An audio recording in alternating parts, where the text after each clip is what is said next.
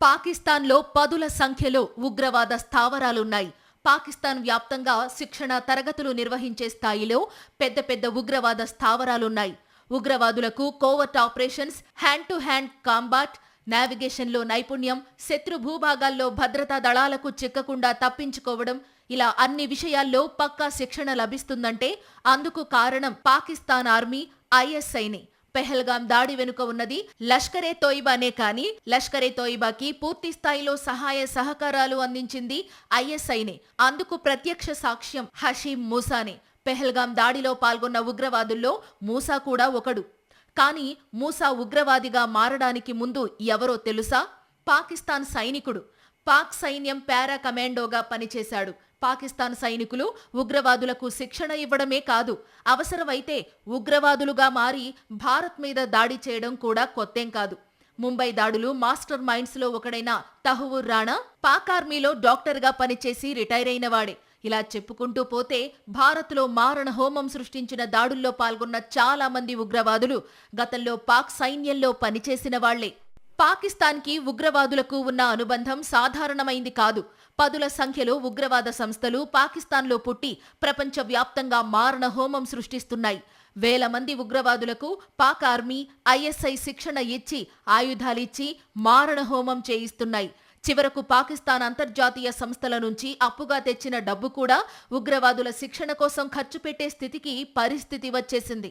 అల్ Qaeda, Taliban, జమాత్-ఇ-ఇస్లామీ, Hizbul ముజాహిద్దీన్, Lashkar-e Taiba, జైషే-ఇ-మొహమ్మద్, సిపాయి-ఇ-సహ్బా, లష్కర్-ఇ-జాంగ్వీ, హర్కత్-ఉల్-ముజాహిదీన్, తెహ్రీక్-ఇ-తాలిబాన్ Pakistan, United జిహాద్ council ఇవన్నీ కూడా పాక్ కేంద్రంగా పుట్టి ఇప్పటికీ కొనసాగుతున్న ఉగ్ర సంస్థలు.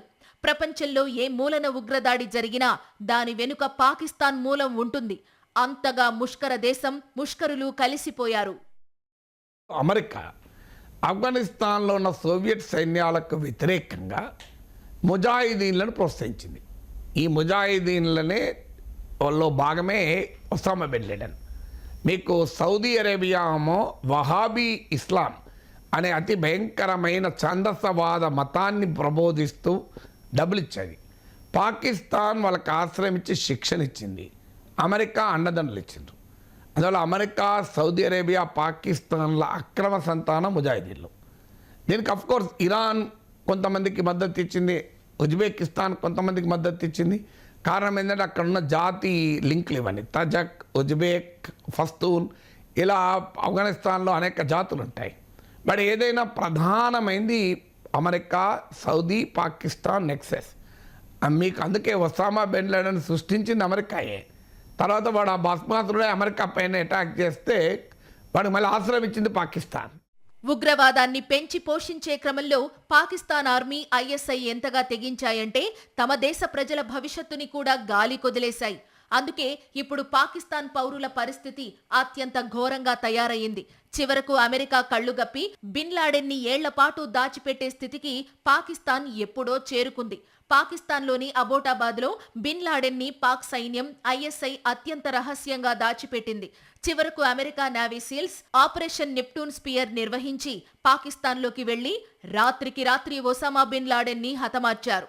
పాకిస్తాన్ పాలకులకు, సైన్యానికి, గూఢచారి సంస్థకి తెలియకుండా లాడెన్ లాంటి ఉగ్రవాది ఆ దేశంలో ఏళ్లకు ఏళ్లు దాక్కోగలడా? పాకిస్తాన్ టెర్రరిస్టులకు మధ్య ఉన్న అనుబంధాన్ని చెప్పడానికి ఇలాంటి ఉదాహరణలు ఎన్నో ఉన్నాయి.